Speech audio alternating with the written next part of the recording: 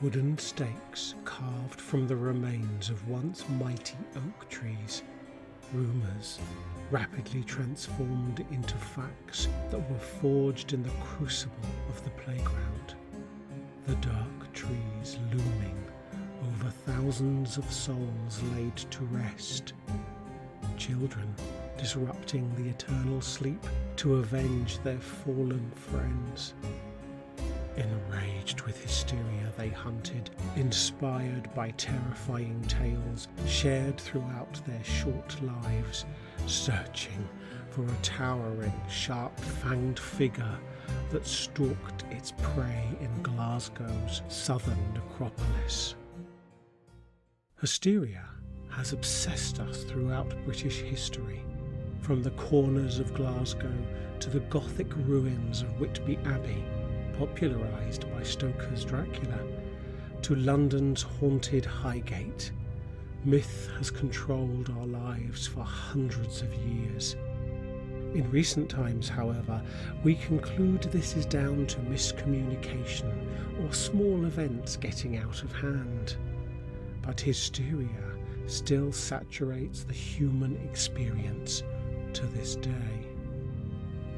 A single story can spread like wildfire, even if said story is only a compilation of accounts with no reliable sources in sight.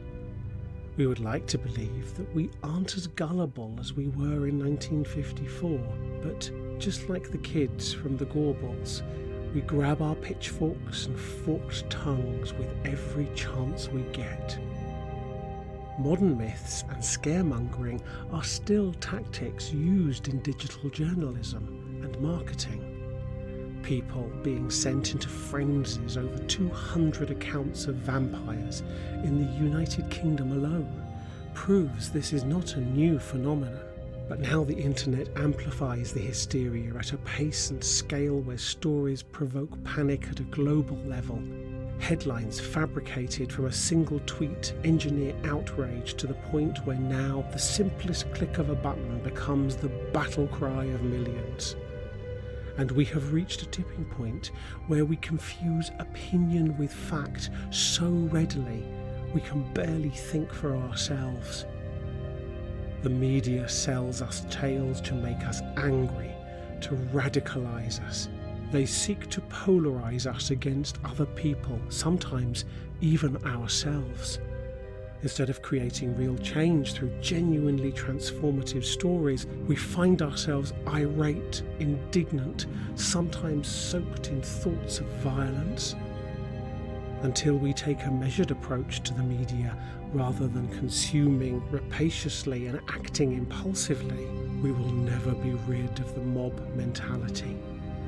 So it is time to take control of the narrative, to make sure the buttons you press inspire towards benevolent change instead of feeding the vampire